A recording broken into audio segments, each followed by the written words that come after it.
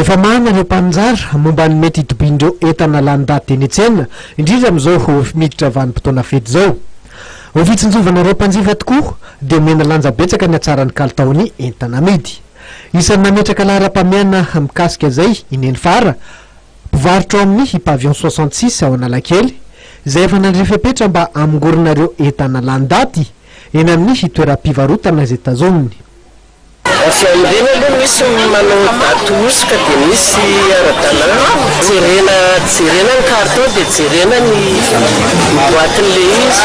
Ohatra hoe seza mahita entana lany-daty dia ahoana ny mijery averina tonga dia antsoina le démarcheur dia averina zareo mamerina any amin'le grossiste.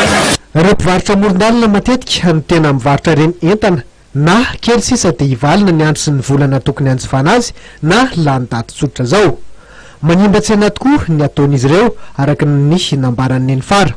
Tena mamono tsena aloha satria zareo tsy mandopatanty dia mamono tsena mihitsy.